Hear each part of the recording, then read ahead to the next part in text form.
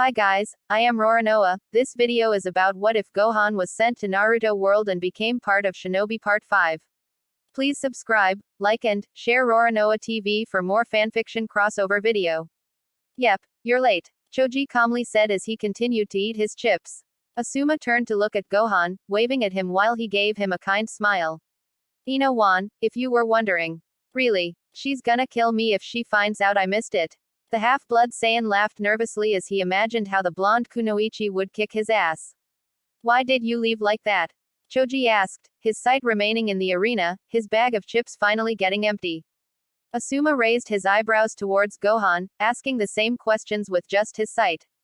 The half-blood Saiyan looked down, hiding his face, and therefore his emotions. Nothing important, just remembered I left the oven on. Oh, you should be more careful the next time. The Junin said as he smoked. He knew it was something else, it was obvious even, but he didn't give it importance for now.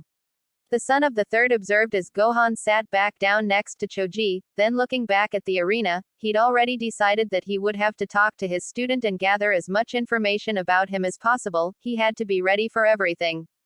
The Hokage's voice filled the arena once again, everyone in the audience was expecting Sasuke's match to come next. I've been informed that Sasuke Uchiha hasn't arrived yet, so we have decided to move his match to be the last. The crowd was disappointed about the announcement, but some still were excited about the rest of the matches to come. Therefore, the next match will have Naruto Uzumaki and Neji Hyuga face each other. Yeah, finally my turn, Naruto yelled as he raised his fist up. He turned back to look at his opponent, remembering what he had done to Hinata. He's going to pay. Huh, I wish I was the one to beat that guy's ass. I hope Naruto can do something against him.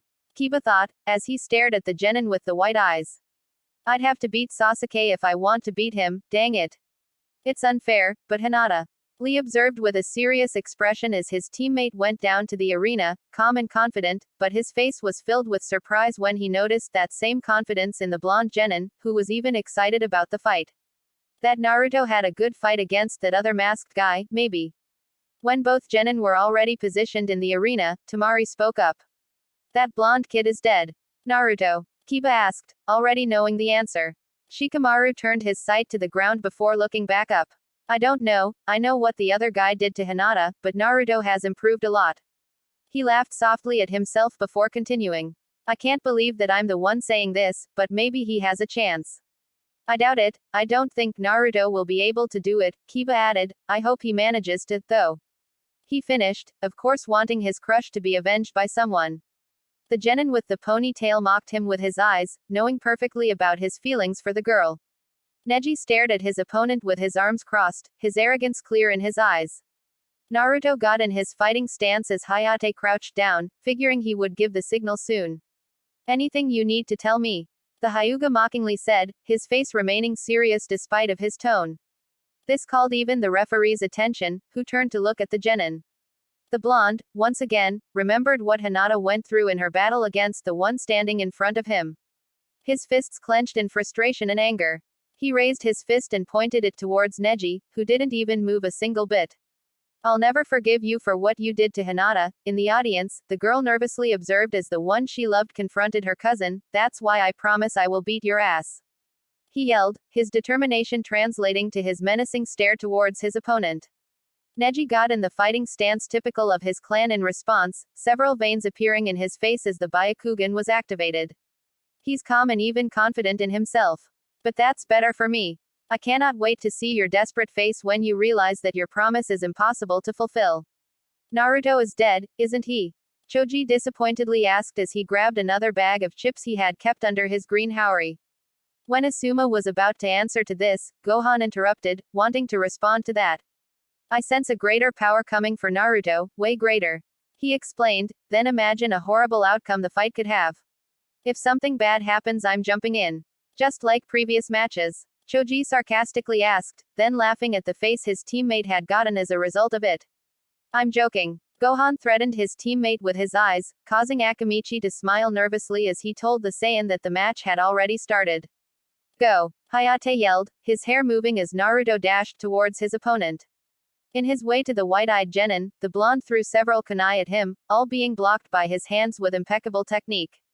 Naruto did not flinch, continuing his attack by taking another kunai and trying to cut his face with it, also being avoided by the Hyuga genius in the last minute. This position was used against the blonde genin, his torso being uncovered and clean for Neji's hand to land a powerful yet precise hit. Naruto jumped up to avoid it, needing to walk with his hands for a couple of seconds before standing up back again, just in time to dodge another hit from his opponent. The brown-haired genin continued with his barrage of attacks, each one of them precisely aimed at the blonde's chakra points, whose efforts in this battle were totally focused in avoiding every single one of those hits, as he was conscious that receiving just one could decide the match in favor of his opponent. In the audience, Sakura and the rest knew that if the match continued like this, Naruto would eventually be hit by the Hyuga genius. In the balcony of the participants, almost everyone already gave the win to Neji. Damn it, damn it. I don't even have time to try anything against him, Naruto said as he tried to force his opponent's attacks to cause an opening for him to exploit, but his position and technique were almost perfect. He finally blocked one attack by hitting the genius arm up, giving him time and space to jump back. Well, will you surrender already or do you want me to destroy you just like I did with Hinata? Neji arrogantly asked. It is my destiny to defeat you, and there's nothing you can do about destiny. That's the reality of losers like you. Naruto ignored the comments of his opponent and dashed back at him at his greatest speed to try and turn the tables of the match. For some moments, Naruto managed to have the Hyuga genius blocking his constant and swift attacks, but he still managed to break the barrage with his open hand, landing a hit in his left hand. The blonde was scared at first, but he was still able to move it. What wasn't as relieving was that he was now back to dodging the attacks of the genius. Neji was about to say something to the blonde genin when his hand was suddenly kicked away by said blonde, pushing the genius back a couple inches. Naruto quickly jumped back and gestured several hand signs, creating a cloud of smoke from where 6 identical clones of Naruto emerged along with the original one. As they approached the white-eyed prodigy, they ran in a pattern that attempted to distract Neji from the original, but it proved to be ineffective because the genius was still able to foresee, dodge and block every attack him and his clones attempted. Naruto was finally hit by Neji, directly in the stomach, causing him to put his hands on his abdomen. And you want to become Hokage? Only an idiot loses his time trying to become something he can't. The Hyuga genius said, his voice filled with arrogance. Who are you to judge what someone can or cannot be? Naruto replied, being quickly answered by his opponent. Do you think anyone can become Hokage? That you just need some hard work and that's it? He asked, the blonde's eyes widening as he was caught by surprise. They are chosen by destiny to achieve that. And there's only one destiny we all share, death. Shadow Clone Jutsu. Naruto yelled as dozens of clones appeared all around him, all going after the Hyuga genius right after they appeared. Neji easily defeated every single clone that reached him, finally running through the horde and landing a hit right in the blonde's chest. Clones started to disappear all around the arena as Uzumaki coughed up blood. Hinata gasped in horror as she saw what probably was the blonde's defeat, while Sakura couldn't believe he had truly lost so fast. I told you. Temari grinned at Shikamaru, who didn't answer and hardly looked back at the dark blonde girl. The Hyuga genius retrieved his hand from his opponent's chest. You are the original one, aren't you? He walked back. I told you it was useless. Naruto struggled to laugh between his coughing, then disappearing into a cloud of smoke. This caught the genius and everyone in the audience by surprise, making Sakura, Hinata and Kiba cheer at the blonde as he ran from behind Neji alongside another clone. Impossible, Neji said as he turned back, leaving his face uncovered for the blonde's punch to land on his face.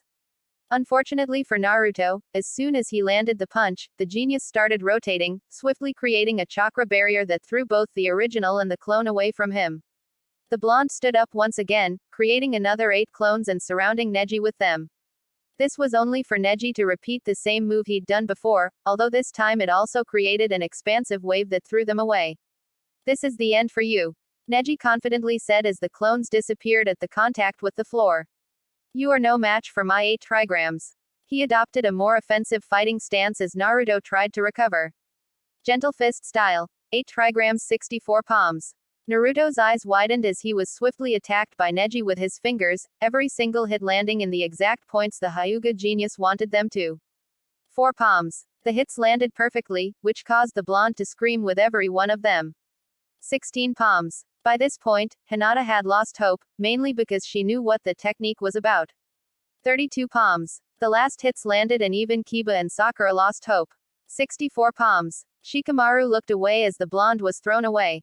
Naruto was laying in the floor, trying to get up. I just attacked your 64 chakra points, surrender. Neji said, although he was ignored and then surprised as his opponent stood up. Impossible. I never surrender. Naruto struggled to even speak. Come on, surrender already, I don't have anything against you. Neji replied, already annoyed that the blonde continued to try. Oh well, I do have many things against you.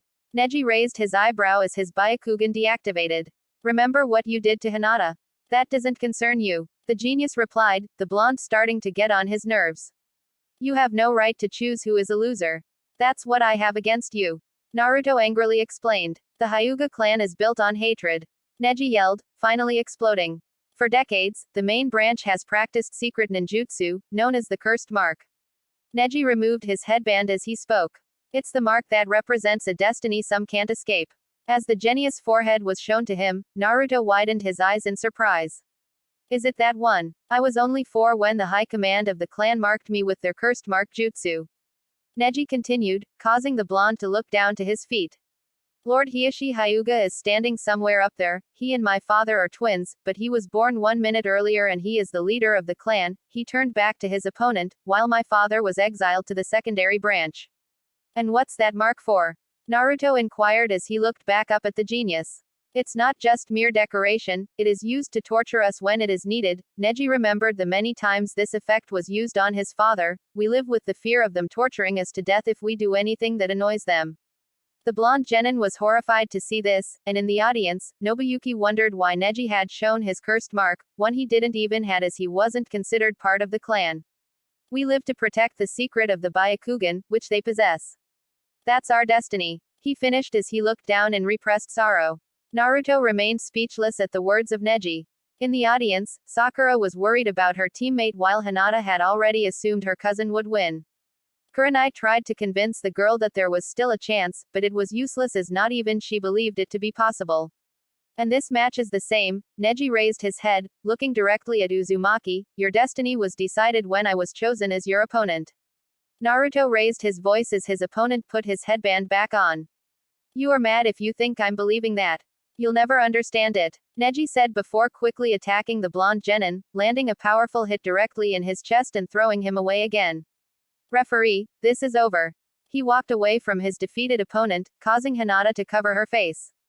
Come on, Naruto. You can do this. Sakura yelled from the audience, catching Gohan's attention as they were sitting in the row in front of theirs. The Pinkett remembered their training with the Arrow Sennin and she just couldn't believe that he was going to lose. There's no way Naruto is losing, I can still sense a great energy in him. Gohan said, catching his teammates, teachers and everyone else's around him attention. Maybe it's. Asuma couldn't finish as he was interrupted by the blonde genin, who stood back up. Neji turned back at his opponent, not believing that he was actually able to continue fighting, although only to find Naruto covered in a giant orange aura of chakra. His eyes widened in surprise at such sight, activating his Byakugan once again and grabbing a kunai to finish off the blonde genin. There it is, Gohan said as the blonde grabbed a kunai of his own. He distracted himself by thinking of what happened just some minutes before. Once this ends, I'll think of what to do. Sparks came out of the kunai as both clashed with great strength and speed.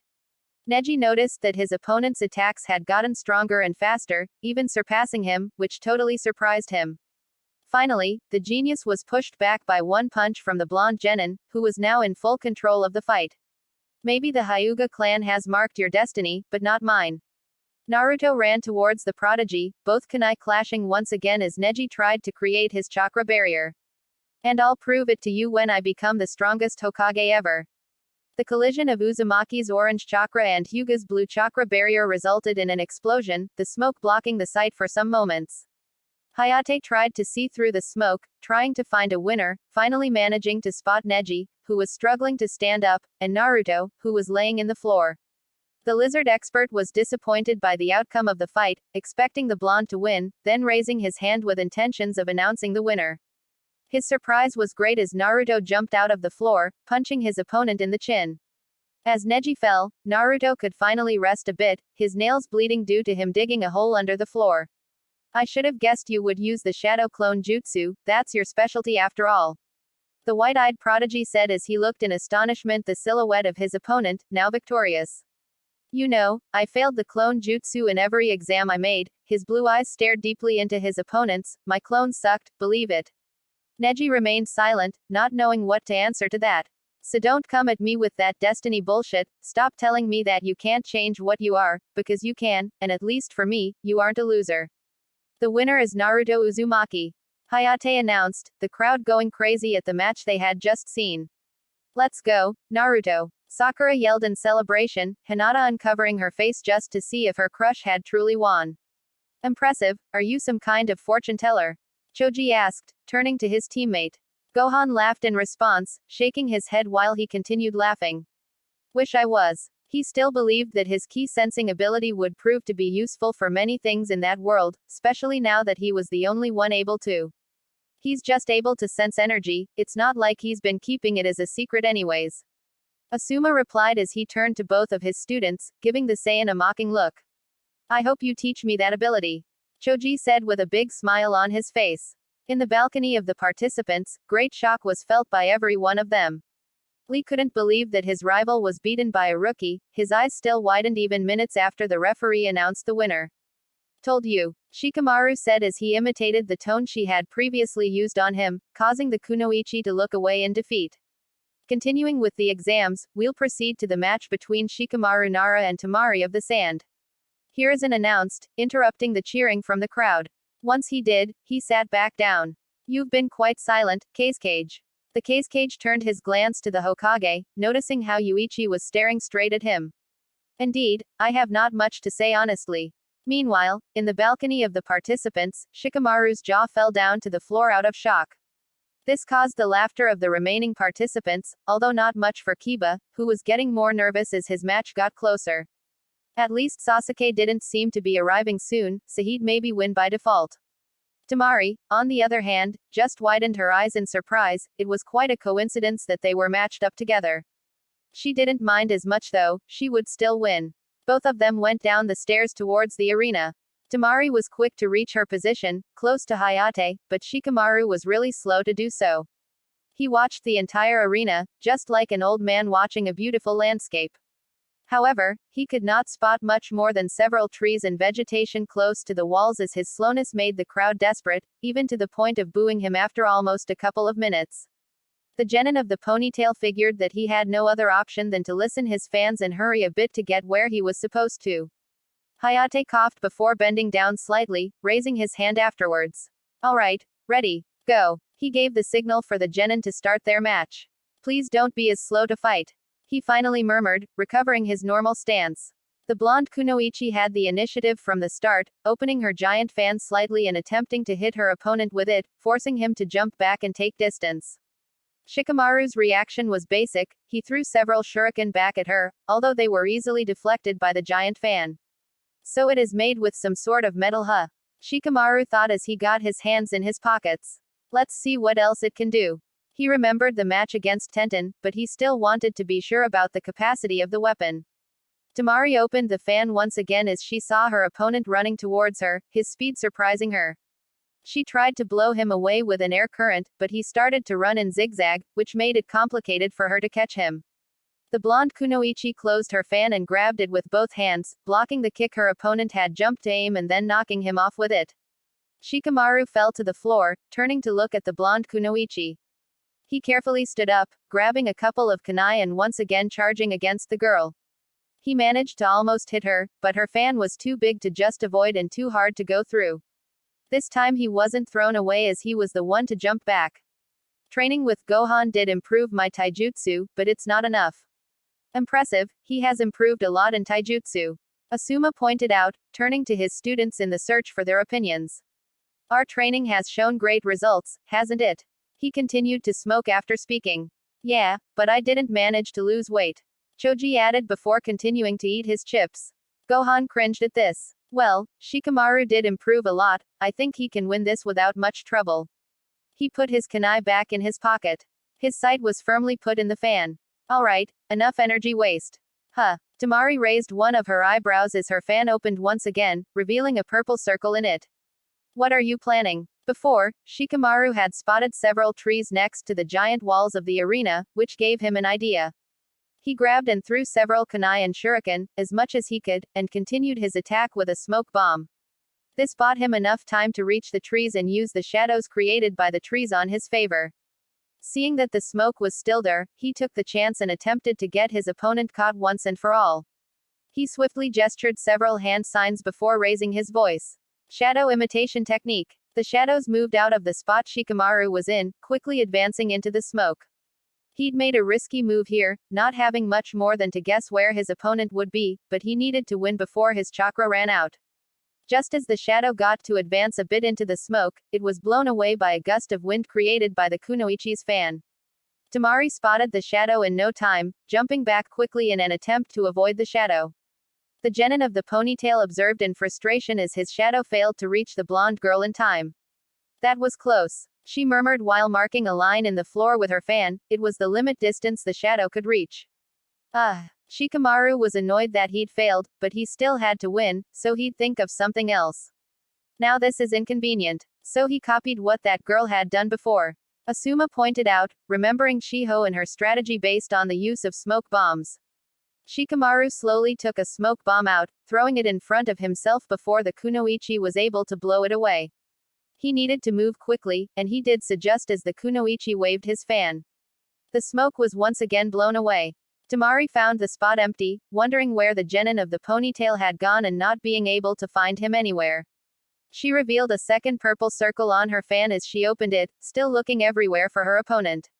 She finally spotted some movement with her peripheral vision, but only finding his gray jacket tied to a kunai slowly falling down. Oh, she exclaimed after figuring out what he was planning. The genin of the ponytail jumped out of one of the trees, his hands in the position he'd previously been in when he tried to catch her. He landed next to the spot he'd previously been in, then expanding his shadow towards the kunoichi. Temari was too fast, though, once again managing to avoid the shadow, or so she thought. She suddenly felt the inability to move, panicking instantly as she saw that the shadow had caught her from behind. Gotcha. Shikamaru grinned confidently. Temari's eyes widened in shock. But how? The whole Naruto dug in his match against Neji, you stood right next to it and I did reach the other end of it. He explained, his body remaining still in the same position. Damn it, damn it. Temari murmured as she spotted the hole. How could I forget that? She desperately thought of what to do as her opponent raised one of his hands, her body imitating said movement as a result of the jutsu she'd fallen victim of. I surrender, he said, the kunoichi's eyes going from desperation to shock. What? Gohan yelled, standing up from his seat. And he got mad at me for surrendering. The half-blood Saiyan was annoyed by this, but he would settle it with his teammate later. He probably ran out of chakra, you didn't even try. Choji explained calmly. He probably ran out of chakra, you didn't even try. Choji explained calmly. I ran out of chakra. Shikamaru explained to the kunoichi. It just had no sense to keep on trying even though I thought of 1,000 ways of winning. Hayate could do no more than to cringe at the situation, but at least he could be grateful that the fight wasn't as slow as the entrance. As Shikamaru Nara has surrendered, Temari of the Sand is the winner of the match. As both genin left the arena, the Hokage stood up once again, taking the scroll up for him to read it. We are getting closer to finishing the first round of matches. And we shall continue with the match of Rock Lee and Gaara of the Sand. Finally, it's my turn, Lee exclaimed, his excitement being obvious. Gaara remained silent and just limited himself to go down to the arena. After a couple of minutes, the two of them were already standing in front of each other. The referee was ready to give the signal, but Lee said something before he could do so. Good luck, may the best win. He bowed in a sign of respect. He saw no response and decided to take his fighting stance, standing straight and taking one of his open hands in front of his body while the other remained hidden behind his back. There's no way he is a genin, Gohan said, earning everyone's attention. Remember what he did to the guy of the special eyes. There's no way a genin can beat another one in that way. What are you implying? Asuma raised one of his eyebrows as he let some smoke come out of his mouth. Don't worry, there is no way the Hokage lets someone who isn't a genin compete in the exams. Kurenai, who was sitting along her student, Hinata, in front of the seats Asuma and his students had. Just some seats further, Genma and two of his students were sitting. The Junin watched with a serious expression as the redhead stood in the arena. I hope Lee doesn't go through the same you did. Yakumo said, concern being clear in her voice. Nobuyuki, who had been forced into a wheelchair by the thrash he received from the redhead, had lost any trait of the happiness he'd shown before. His previous smile now turned into no more than a serious face, some could even say there were hints of anger in his eyes. Go, Hayate said as he gave the signal. Gaara stared coldly at Lee. He felt no more than disgust at the simple view of his opponent. He couldn't look more ridiculous, the bowl hairstyle, the green jumpsuit. He was sure he would win, brutally, so it really wasn't important. Bloodlust was all he had, not minding any confidence his opponent showed. The redhead made the first move of the match, blocking the hole that had been dug by Naruto just a couple of matches before. He wanted to avoid dealing with it later. And so he proceeded with his defense, seeing his opponent already running towards him.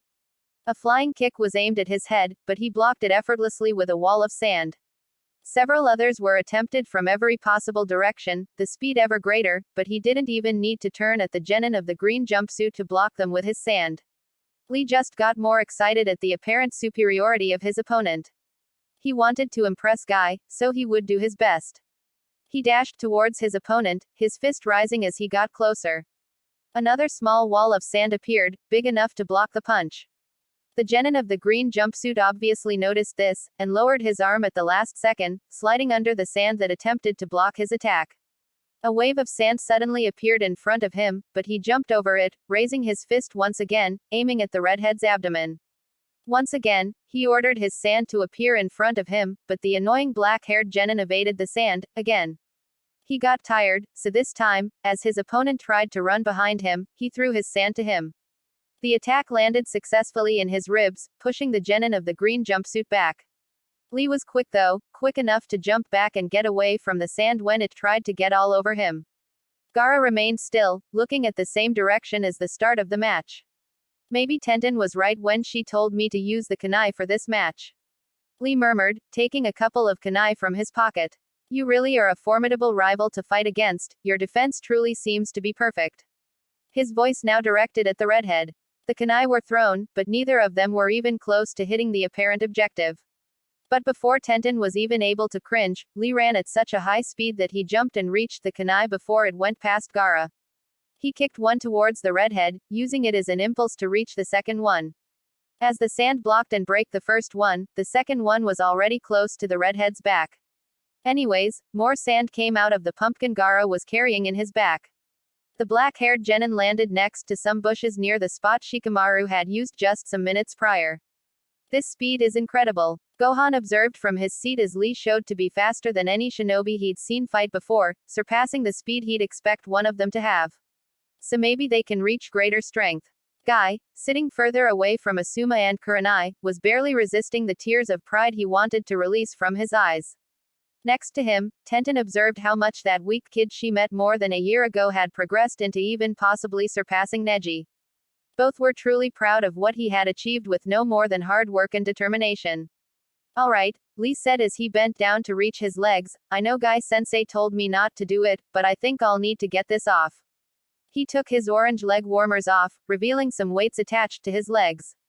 This called the half-blood Saiyan's attention, remembering the training his father and Piccolo used to do. Not only his surprise was great, though, but everyone was shocked when he took the weights off and threw them to the floor, creating a little crater. Now I'll be faster. That was the last thing Gaara could hear as he noticed a blue sandal approach his left cheek, his sand being barely able to block it. Next was his right arm, still being barely able to block the attack. It started to get annoying for the redhead as an overwhelming amount of attacks were quickly carried out against him. The sand walls started to get smaller as it barely had time to gather enough to be able to block the attacks. The situation was unsustainable, and he realized that when finally a punch was able to break through the sand, it requiring another layer of sand to stop it from reaching the redhead's face. Lee's excitement did no more than increase when he noticed his progress towards hitting his opponent. He finally reached the limit of his speed, attempting constant kicks and punches against the redhead. After breaking through another sand wall, he noticed the possibility of an opening. He turned to kick Gaara with his heel, being blocked just as he expected. The redhead noticed what his opponent had done, attempting to gather as much sand as possible in front of his face, his pumpkin finally running out of sand as he was currently using every single bit of it. The genin of the green jumpsuit had used the sand wall as a platform to jump on, rolling while still in air to aim his kick right at the face. He found a thick wall of sand where he'd aimed to kick, concentrating all of his strength in his leg. He was determined to go through. The redhead was sure he was safe. He'd been surprised by the capacity of his opponent, but he was still superior. His eyes widened, though, because the kick managed to leave a hole in the thick wall he thought would protect him with no problem. And as if it wasn't enough already, Lee took advantage of Gaara's shock to land a powerful hit in his nape. He had jumped behind the redhead without him even noticing. Gaara was forced into his knees by the powerful hit. His body wasn't accustomed to actually being hit. This guy is a monster, Nobuyuki said in utter shock as someone was actually able to hit the redhead. And he was still able to actually hit him. Yakumo turned to look at both his master and teammate, finding their shocked faces. So he truly is amazing, she murmured. Well, he was hit in the end, I guess he is a genin, after all. Choji told his teammate, referring to the redhead. His speed is incredible. Gohan was completely shocked. Seems like Guy has done a great job with his students, Asuma said, smoking afterwards. Lee took some distance before turning to look at his opponent. He wasn't able to see his face as the redhead had lowered it, but he was able to see his nape, the place he'd landed his kick on. There was no blood, it only appeared to be a cracked glass, but it was actually sand. Bits of sand fell from the cracks of the sand cocoon. You touched me, Gaara said, his voice was obscure and trembled considerably. How did you touch me? His voice started to show his anger, which was growing by the second. I will kill you for doing that. The redhead finished with an angry scream, standing up and walking towards his opponent. Lee remained as excited as he'd been throughout the fight, but he was starting to notice a little bit of fatigue as his adrenaline levels started to go down. Rather than waiting for the attacks to come at him, he dashed at his opponent, wanting to maintain the dominance of the battle. As Lee jumped, what seemed to be an arm made of sand grabbed his right leg and threw him the way he'd come from. He stood up and glanced at his opponent, who was getting slowly closer at him. He loosened the bandages he wore on his forearm and dashed onto his opponent once again.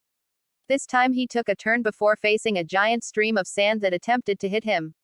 He surrounded the redhead at great speed before suddenly jumping and running directly towards the sand stream that was thrown against him.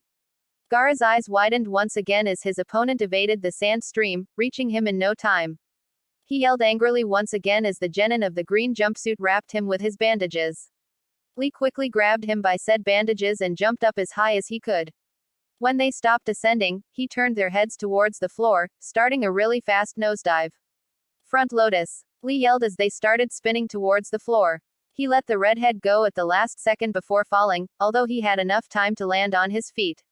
A great crater was formed as the redhead finally hit the floor, even creating a cloud of dust. Lee stood on his knees after landing, breathing heavily as fatigue finally started to get him.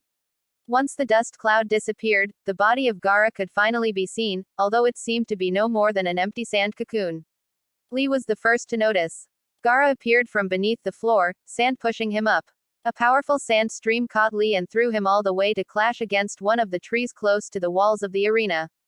The redhead was taken there by his sand, while the stream continued pounding Lee, who tried to evade the attacks, but failed at times. Lee received one last hit before finally taking distance from the redhead. He breathed heavily once he found a safer distance. Then, he got ready to attack with everything he had. Forgive me, Guy-sensei, but I have to do this, Lee said as he crossed his arms in front of his face, bending his knees slightly. I have to win. A blue aura started to appear all around him. Veins showed up on his forehead while his face turned red and his eyes white. Finally, the aura exploded into a greater one, revealing his now fully red face. Gate of Pain, opened. He finally yelled while his aura stabilized. Kaioken. Gohan's eyes widened. His energy multiplied itself. This can't be. I believe that's the 8 gates technique, Asuma explained. It gives you great physical strength but really sucks the energy from you, it even gets to the point in which it can kill you. So it is like the Kaioken, Gohan thought, his hands now holding his chin. Lee was quick to rush towards his opponent. A thick sand wall tried to stop him, but he ran through it without much trouble. Then, a sand stream tried to push him back, but he punched through it. As his opponent's fist was just a few millimeters away, Gaara could swear he felt fear. The redhead was thrown away several meters, but Lee was already waiting for him as he was about to hit the floor. He was kicked up into the sky, only being able to see the silhouette of his opponent before being double kicked down to the floor. Another crater formed, there were 3 already in the arena. Lee fell down to the floor on his feet, but once he did, his technique wore off. No. Gaara erupted from the floor, the now deformed and unstable shapes his sand adopted working as an indicator of just how angry he was. How dare you make me bleed?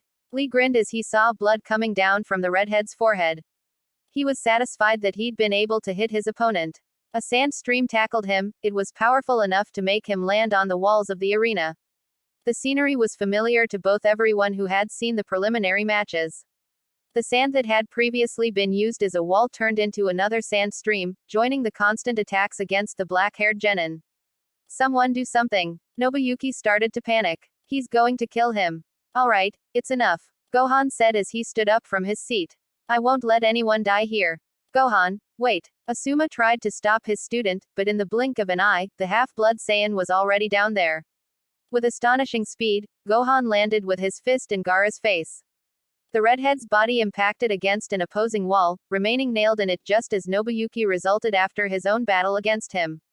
Gaara fell unconscious almost instantly, so he was unable to feel the impact in the moment. Meanwhile, an injured and totally tired Lee fell down from the wall after the sand also fell down. The half-blood Saiyan grabbed him before he touched the floor and then gently put him down.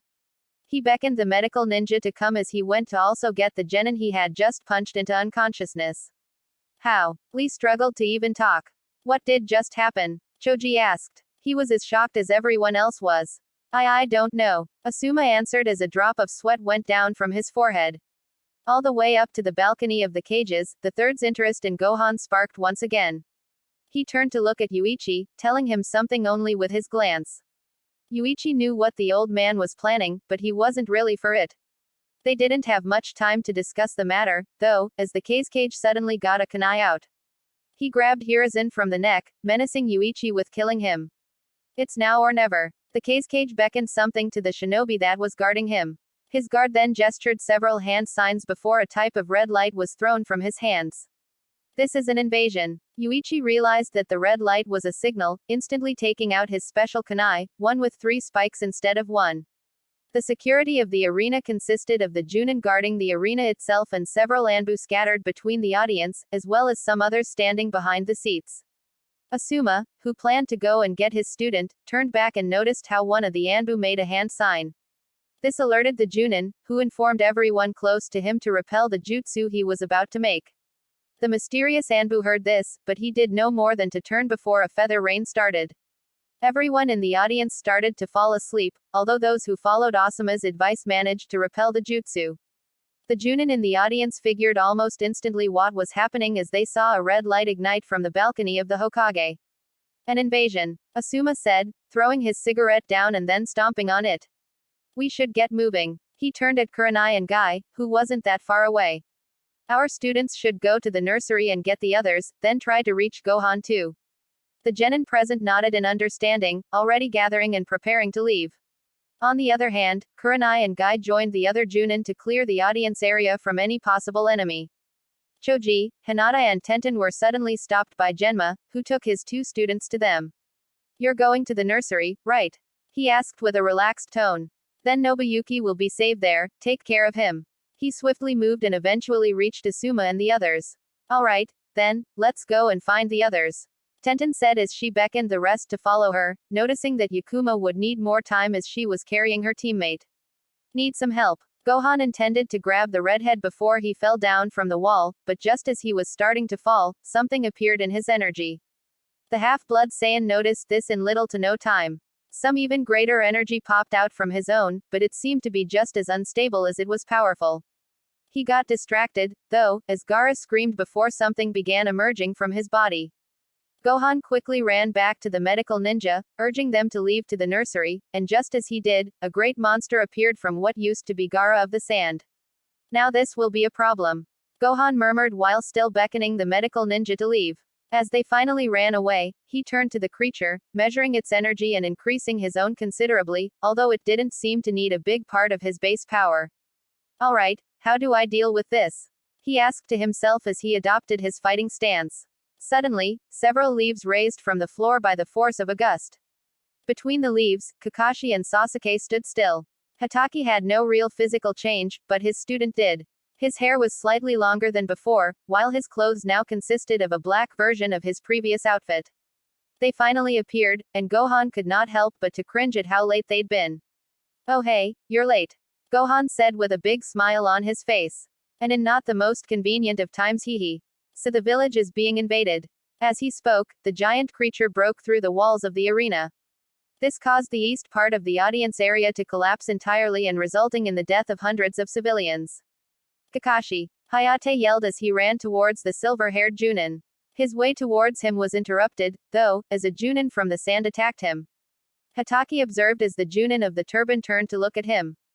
"Kids, try to get that monster out of the village, I'll help Hayate take care of that guy and then we'll go to deal with that monster.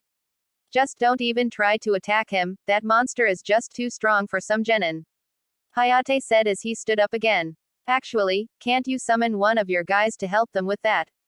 Kakashi said as he remained expressionless. "Maybe some of the big ones." "Oh, yeah right." The lizard lover bit his own thumb, gestured several hand signs and finally put his hand down. A seal appeared in the floor, from it appearing a giant lizard accompanied by a cloud of smoke. "Hey, do you think you can help those two?" The lizard wore a gray haori, carrying two giant kunai at opposing sides of it. It turned to look at the kids, his yellow eyes examining them and noticing something different in the half-blood Saiyan.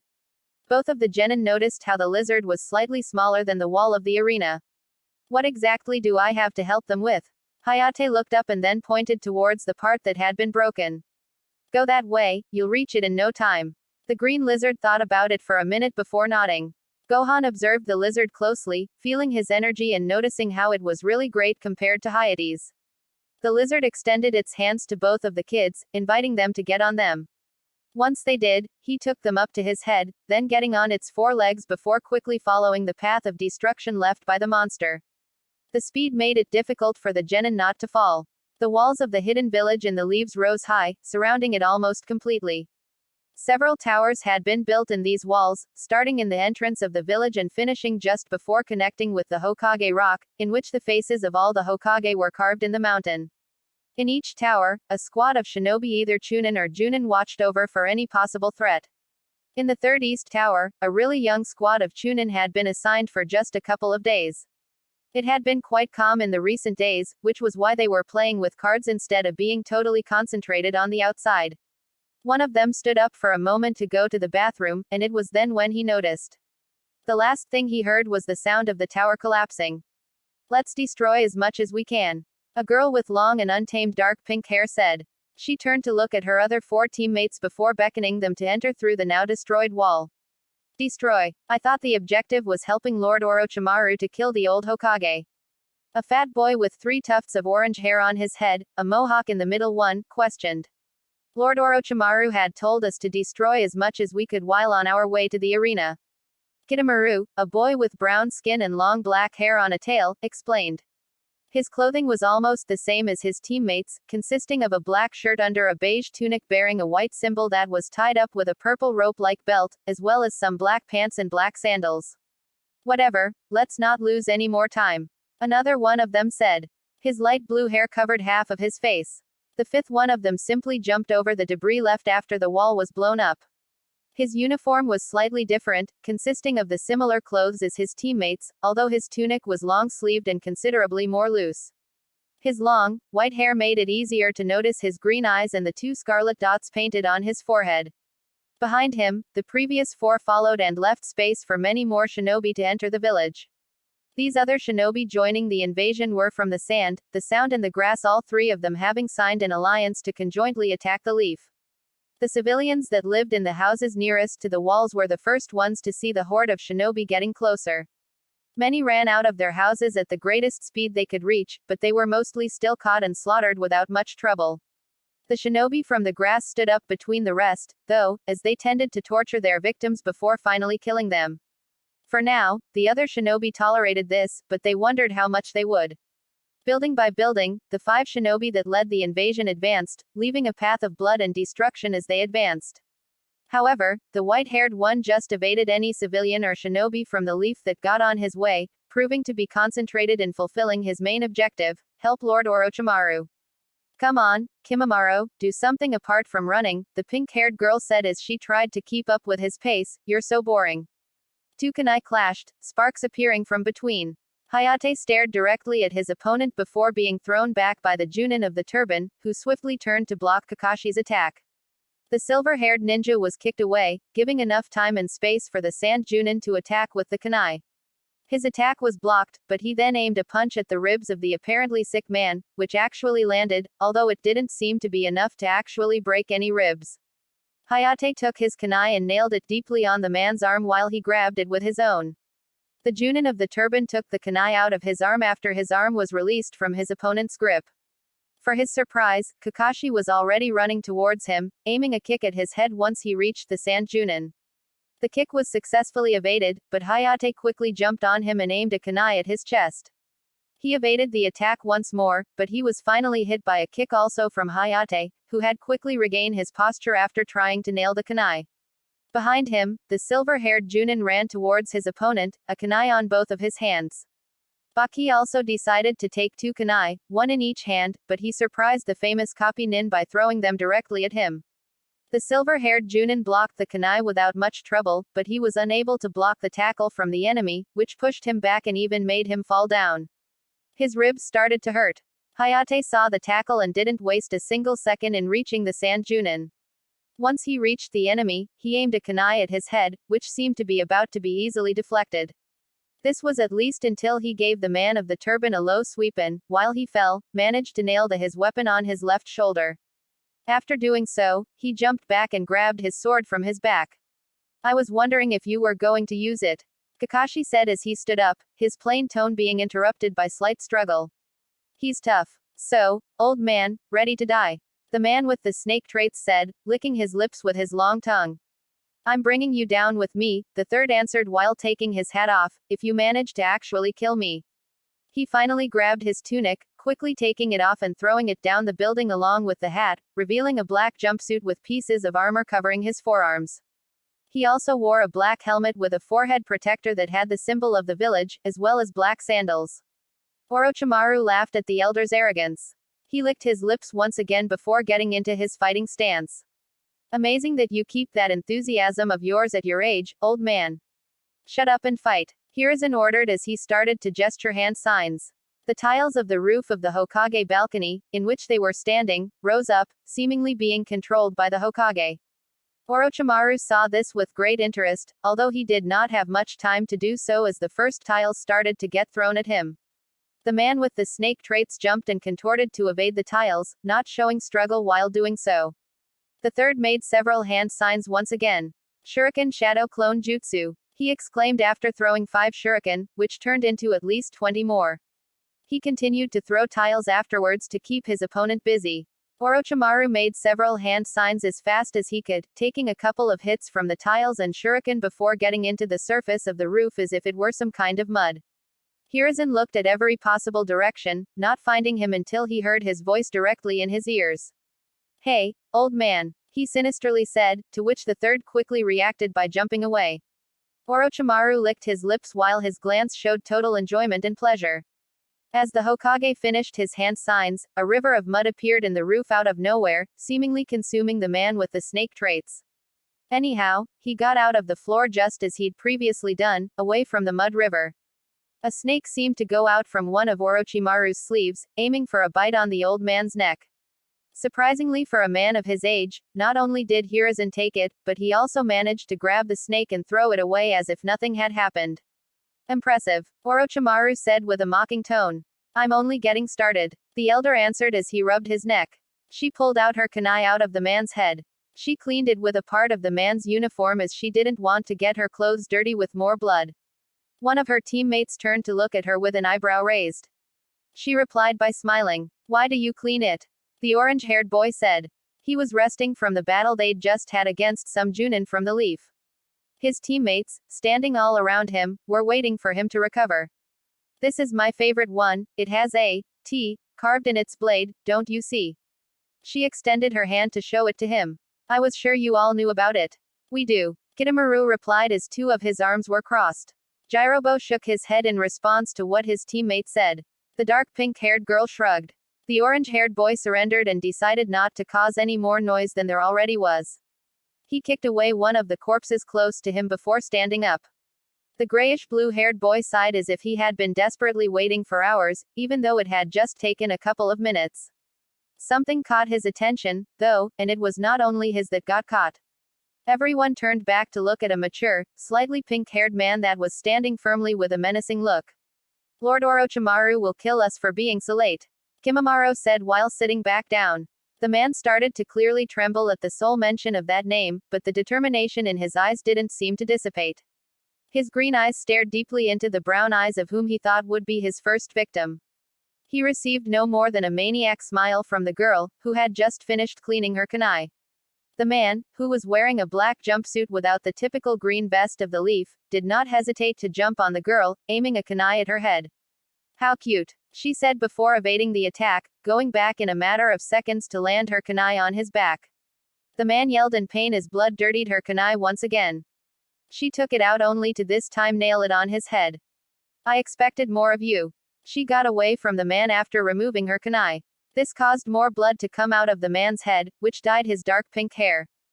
Sakura, were the last word he said before finally dying. Let's move already, we're really close. The boy of the white hair said, standing up as if nothing had happened. His teammates followed him when he started running towards the already visible arena. Their speed was quite decent, although the people that now were part of the pile of dead bodies they'd left behind were really aware that it wasn't their maximum speed.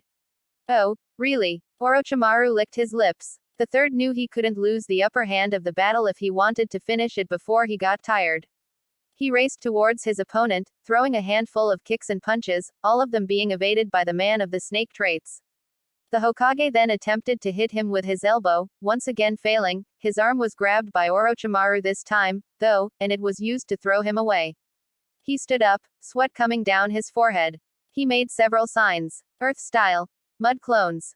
He yelled as four masses of mud emerged from the floor, adopting the appearance of the old man. The now 5 identical figures started to run towards the man, alternating positions to try and confuse him. Once they reached him, they formed a line. The first one of them jumped directly at Orochimaru, engaging battle. The other 4 positioned themselves all around the 2 of them. The man of the snake traits transformed his arms into white snakes, attempting to bite the man's neck. He didn't expect the third to use his real body to fight with him directly, and so he was surprised when he used the armor he wore on his forearms to block the snakes. And already there, he wasn't able to do anything when the Hokage used the snake's grip to impulse himself into kicking Orochimaru's face. The old man let himself fall down, then rolling away from the man with the snake traits. Earth style. Mud bullets. The clones' hands were open, all aiming at their opponent. In a blink of an eye, many masses of mud, similar to a cannonball, were thrown at the man. He wasn't able to dodge any as the amount was just overwhelming from every direction. Every impact was surprisingly painful for just mud. Air style. Great breakthrough. Orochimaru let a powerful gust of wind come out of his mouth, repelling all the mud bullets and pushing the clones away. He did not like that he was almost caught by the old man, which took him to get serious once and for all. Hiruzen struggled not to fall, although he was lucky that the gust of wind stopped not long after the clones disappeared into just mud. He was starting to figure how strong his former student really was. He got ready for a summoning before his opponent smiled sinisterly. Summoning. Reanimation. His smile was then hidden by 2 coffins that emerged from the floor. One of the coffins had the inscription, "First," carved in it, while the other one had the inscription, "Second." The Hokage's jaw dropped down at the mere sight of those 2 coffins. However, his confidence and his opponent's nervousness was interrupted as the portal closed immediately after the second coffin came out, not even seeming to attempt getting a third one. What? The third knew what was happening, but he was still not ready to admit it, even though he had already gathered enough evidence. His fist clenched without him even noticing. He then looked at his former student, seeing confusion in his face. Maybe there wasn't a third sacrifice. He murmured, then shaking his thoughts off and recovering his focus. He finally made one more hand sign, apparently causing the lids of both coffins to fall down, revealing 2 men. One of them had long and dark brown hair, almost black, and was wearing a black jumpsuit, similar to the one of the Hokage, under a red armor. The second one had shorter, silver hair and wore the same attire as the other one, although his armor was blue. Both seemed to be no more than corpses in a coffin, but not long after the lid fell down, they stood up straight and walked outside the coffin. They seemed to have recognized the third. "Oh, Hiruzen," the man with silver hair said, surprised to see his pupil at such an old age, "you've grown older." The third watched in awe as his two predecessors had been brought back to life. "Why are we back?" The man of the red armor raised his eyebrows without understanding much of what was happening. "The reanimation technique," the man of the blue armor answered. His cold tone brought memories back to the third. "And by whom?" he continued as he turned to look behind him, being seemingly unsurprised at what he saw. "This means we'll have to fight Hiruzen," the man of the red armor said. He received a nod from the silver-haired man. "That's unfortunate." Orochimaru chuckled at the astounded face of the current Hokage. He was starting to run out of option as he didn't expect the old man to have much more chakra and the tiles of the roof were already starting to run out, that's to not even mention the numerical disadvantage. "I won't die until the village is safe," Hiruzen spoke, his determination translating to his strong voice. "That's what I vowed to do, that is what the will of fire means." These words captivated the attention of the man with the red armor, causing him to smile while he got into his fighting stance. "To die for this corrupt and decadent village," Orochimaru said. The two men that were reanimated attacked, just as they were mentally ordered by him. "That will of fire you defend so pridefully is nothing more than a lie to control the people from the leaf." The man of the red armor was infuriated by this claims, but the jutsu he was victim of didn't give him the opportunity to say or do anything against it. Hiruzen ignored his former student, glimpsing at his side. He spotted Yuichi approaching the fight at phenomenal speed, although it was common for him. This was relieving, now he wouldn't be forced to summon Enma, he could save some more chakra. He was barely able to block the blow from his predecessor, so he was forced to jump back to evade the kick coming from the man of the red armor. And just as soon as Yuichi was jumping into the battle, he was kicked back by a four-armed boy, making him fall from the roof.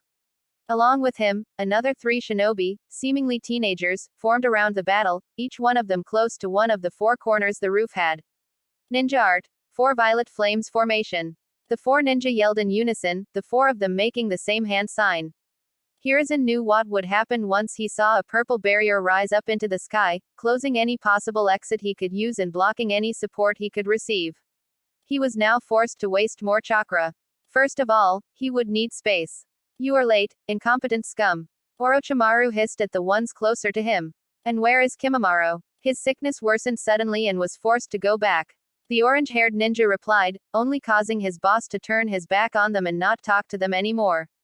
"Earth style. Mudslide," he yelled, causing his predecessors to be washed away by a slide of mud, winning some time.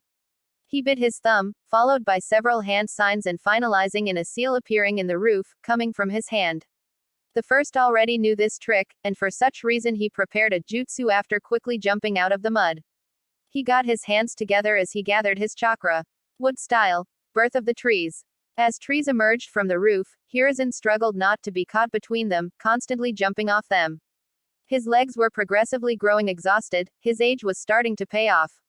He finally got caught by one of the branches of a growing tree. His efforts to get away from the tree were erratic, this caused a smile to escape his former student's face. It was surprising to see him like that, but it favored his victory. This smile soon disappeared as the man of the red armor called his attention. Hiruzen was able to extend his hand to a nearby branch. His muscles relaxed when his hand was able to feel the wood. He sighed once a black seal covered the branch, he now only wanted to pronounce some words. "Come forth, Monkey King Enma," he yelled. A giant monkey with white fur, also wearing a black suit under a kimono shirt with fur trimmings and a tiger pattern on it, as well as a forehead protector with the symbol of the leaf carved in it, appeared from a cloud of white smoke that emerged from the seal. Orochimaru's face now showed disgust instead of previous confidence and satisfaction. The giant monkey recognized the man of the snake traits almost immediately. Its facial muscles contorted to show its fangs, although it seemed to contain itself when it hid them again. Enma turned to look behind him, finding the third trapped in some tree branches. It pointed at the branches, using its other hand to scratch its beard. Hiruzen nodded at this, which was followed by the monkey destroying the branches with its claws and not presenting much struggle. Now, Hiruzen said as he got into a different fighting stance than his previous one, Enma. The monkey got its hands together and transformed into a giant staff, almost doubling the size of the old man. Okay, then, Orochimaru said. He then opened his mouth inhumanly, showing a snake that seemed to come out of his throat. The snake's mouth was the next one to open, and it let a sword out once it did so. The third ignored his two predecessors, charging directly against his former student. The staff clashed with the sword several times before Sarutobi attempted a low sweep on the man of the snake traits. This failed, and he was therefore required to block the sword with his forearm, breaking the armor he had in it. He slid at the side of his opponent, rapidly standing up and pushing his opponent forward with a hit in the back. Orochimaru scowled at this. He quickly turned and attempted several sword attacks on the old man, failing in each one of them. In the last attempt, Orochimaru threw his blade to the third side, winning him some seconds. He extended his arms and pounded the man to the floor, causing his staff to fall from his hand and roll towards the trees behind them. Once in the floor, the man of the snake traits kicked the old man, making him fall with his face up. What happened, sensei? He wasn't able to hide his teeth. You didn't even use clones.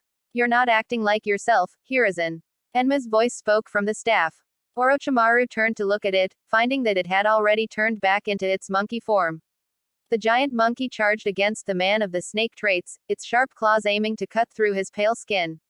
But when the monkey was about to hit him, the third brought his opponent down by grabbing his knees with his own. Once Orochimaru was down, he made a hand sign, causing the explosive papers he'd put on his predecessors to blow up. Enma scratched the back of its head as it saw how the old man proved it wrong. Unfortunately for the now tired Hokage, his two predecessors recovered from any damage they had received from the explosion. They didn't take long to stand back up. A drop of sweat came down his forehead. Then I'll be forced to do this. He glanced at Enma, not needing words to express what he needed from him. I hope you can forgive me, but I need to defend the village at all costs. He turned his sight to his predecessors, and then back to his former student.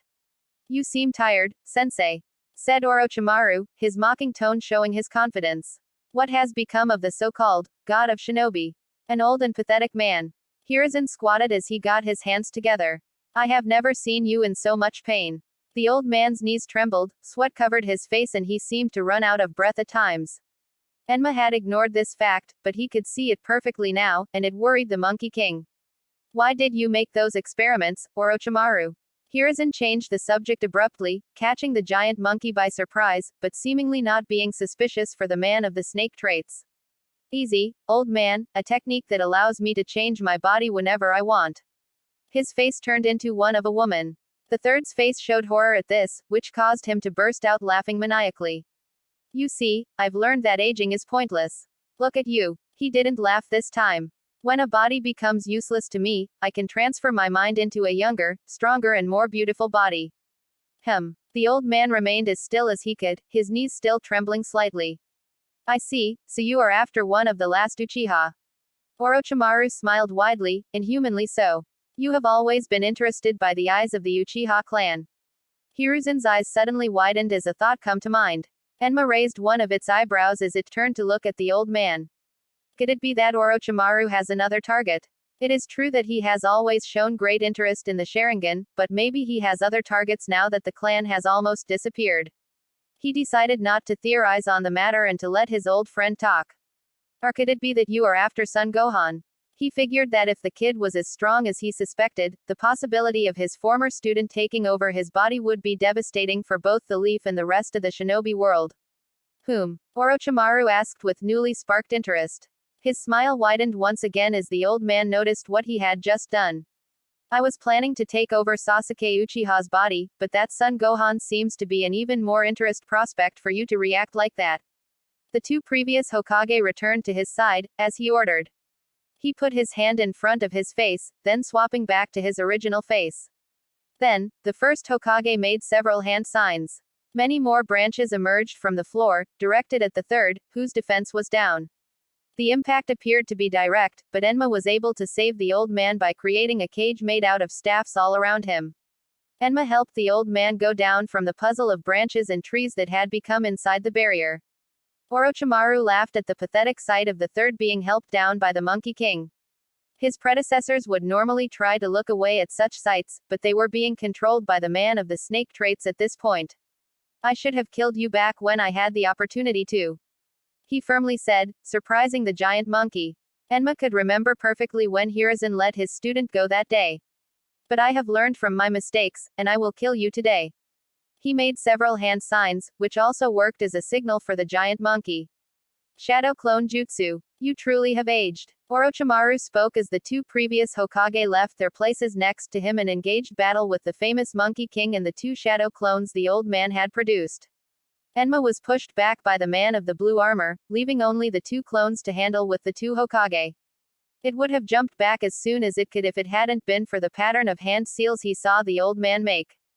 Hiruzen, the leaf shall perish after your death. Orochimaru laughed maniacally as one of the shadow clones was defeated. The leaf is my home, Hiruzen replied, standing up straight, and as the Hokage, I have the duty of supporting and protecting my home.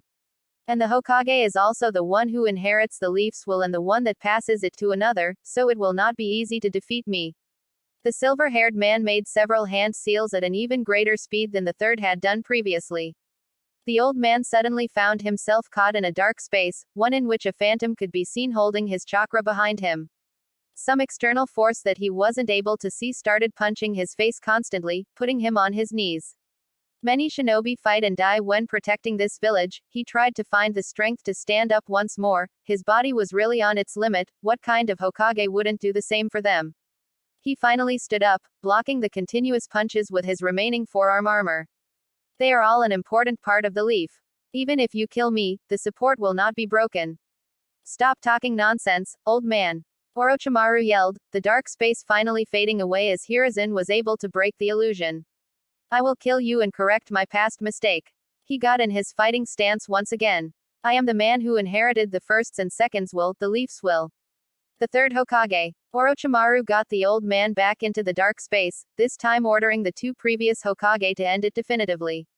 Enma noticed their plan, but he decided to trust in its old friend. It would only intervene if something went wrong.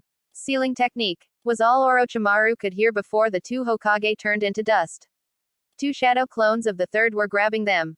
You sacrificed your own men.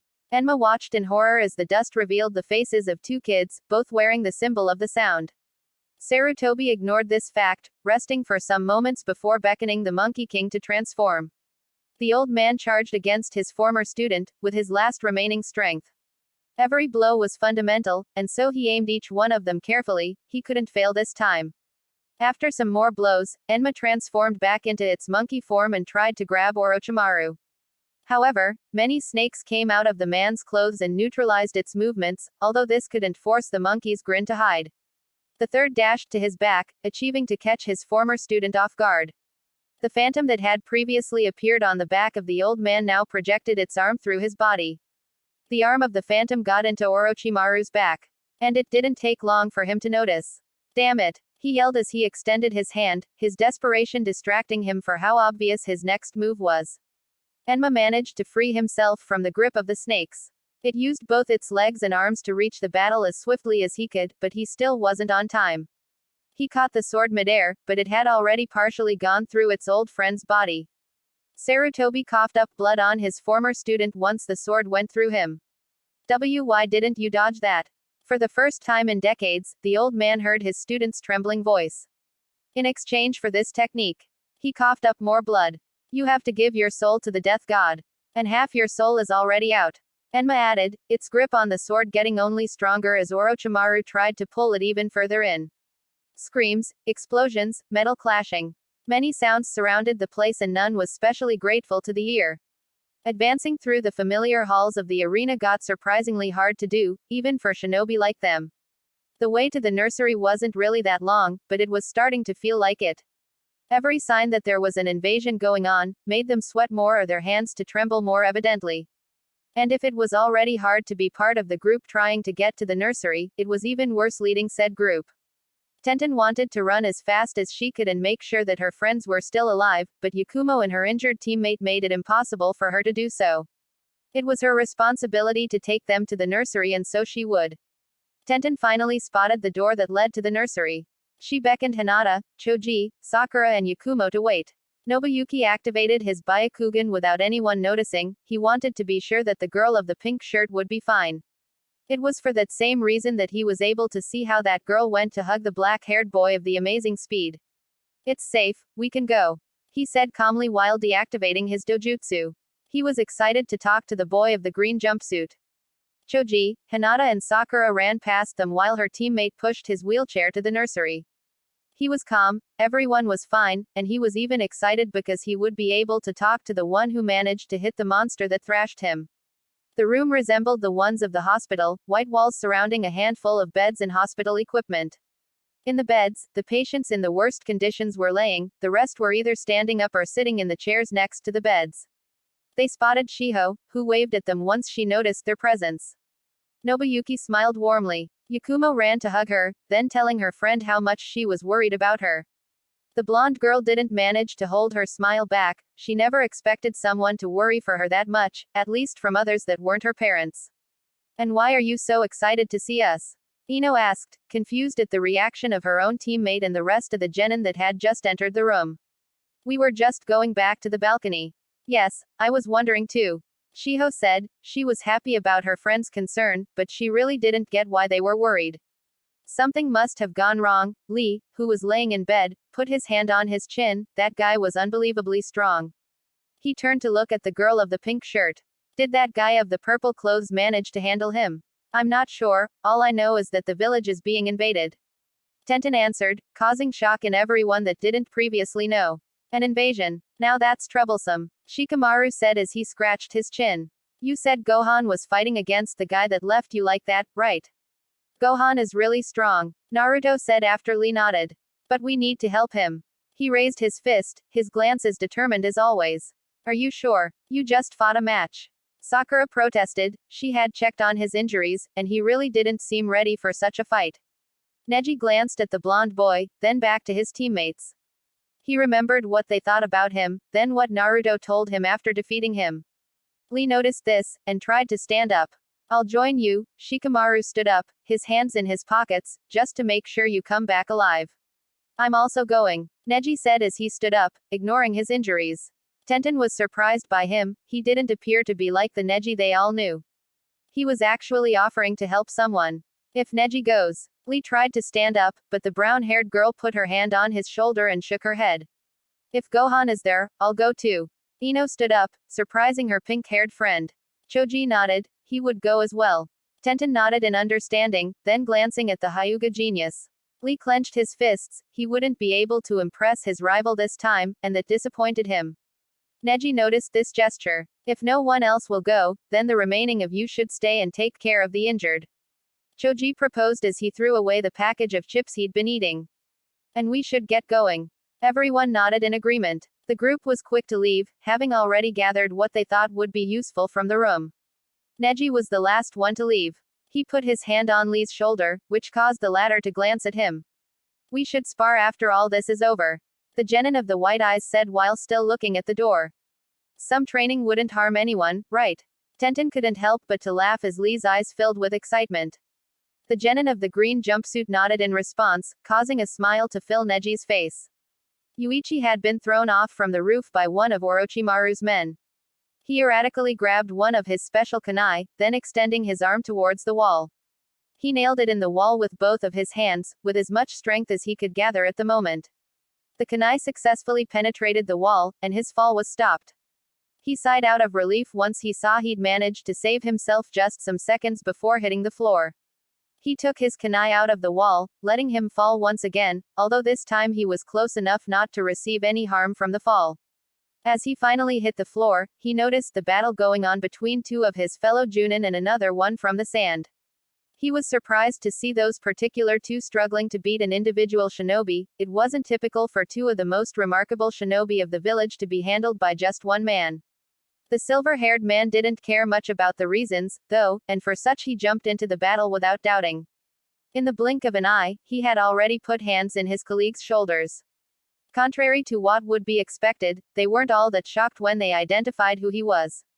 Yuichi nailed a kunai, a regular one, in the man's abdomen, going through his yellow vest like it was nothing. His next move consisted of a kick in the neck which pushed him away, although the kick failed to knock the man out.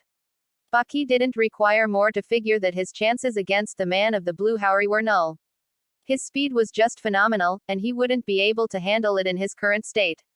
Reluctantly, he threw a smoke bomb, escaping as the cloud of smoke continuously expanded. "We don't have time for this, let him go," the silver-haired man said as he turned to spot the balcony of the Hokage. "The third is fighting Orochimaru as of now." So it was Orochimaru. Kakashi spoke more to himself than to anyone else. That explains what he was doing here. Yuichi scratched his chin, only just figuring what he was able to see in that brief second he was about to join in the battle. He started to entertain his anxious hand with one of his kunai as he looked up at the balcony. "My grandfather was there." "What?" Hayate asked, his logic not permitting to believe such a statement. "You're saying that the second was there?" "Reanimation technique, the forbidden jutsu," he replied. "His experiments were probably related to this. And how are we supposed to climb this?" Kakashi asked, his voice calm, as usual. "I thought you were in a hurry to go back up there." Yuichi shook his head while looking back at the copy nin, the one that had copied more than 1,000 techniques. He hadn't really thought much about how they were supposed to climb the immense wall. His mouth opened, but he was interrupted. "Don't worry, he's already doing his thing." The masked Junin pointed at the lizard expert. Hayate's hands had been put together and his eyes were closed. The two other shinobi sat down, Yuichi still thinking of another way of going up that didn't take as long. Kakashi's only visible eye looked up at the balcony, spotting a purple barrier in the roof. "Damn it," Yuichi stood up immediately as he was also able to see said barrier. "Hayate, hurry up." The apparently sick man obeyed, liberating the pressure he'd been accumulating through a slightly green aura that vanished within a couple of seconds. His face was slightly covered with scales, although not as much as it was usual when he entered that state. He stretched his arms and legs for some seconds. "That should be enough," Hayate said. Then, he summoned another giant lizard, although this one was slightly smaller than the previous one. "Help us get up there, the Hokage is in danger." The lizard nodded, lowering its paws. Once the two other Junin had gone up on the paw of the lizard, it put them on its back. Hayate was already climbing the wall with his bare hands and feet, as if he was a lizard. Kakashi and Yuichi grabbed the lizard's white haori as they got under the great sword it carried on its back. It reached the wall in no time, and in even less time it climbed it up. Lizards weren't as popular as toads, but at least they could climb vertical surfaces without trouble. Once they arrived at the roof, the two Junin jumped from the blue lizard's back and attempted to break the barrier almost immediately, but failing in their continuous tries. The lizard was surprised that said barrier wasn't harming at the touch, so it figured that the technique wasn't appropriately executed. Hayate also arrived not long after them, although he did take longer to climb the wall. He jumped and landed a powerful kick on the barrier. His attempt seemed useless, so he decided to back off to rest for a moment. "Can you help us here?" the apparently sick man asked as he went back to gathering chakra. The blue lizard took his giant sword out and struck the barrier, although it also seemed not to cause any damage. It tried to break the barrier a couple more times before giving up. It was impenetrable. Kakashi and Hayate observed hopelessly as the human-sized monkey was the only force preventing the Hokage from dying. "It can't be." Scales disappeared from his face as he observed the old man struggle to stay on his 2 feet. Yuichi was frustrated, he was about to fail in his job. He had sworn that he would protect the Hokage at all costs, but he was unable to do anything to save him, he couldn't do anything to prevent himself from failing. And yet for some reason he only felt frustrated for failing in his mission. It was then when he realized that he didn't really care for the third. Something crossed his mind at that moment, something that surprised even himself. "This is better for the future, just let him die." The green lizard advanced at full speed on its 4 legs, finally reaching the great sandy-colored monster in the outskirts of the village. They had gone past the forest a couple of meters prior, so they had to be considerably far away from the village. Once they got in front of it, Sasuke and Gohan jumped from the giant lizard as it stood up on 2 legs to stop the creature.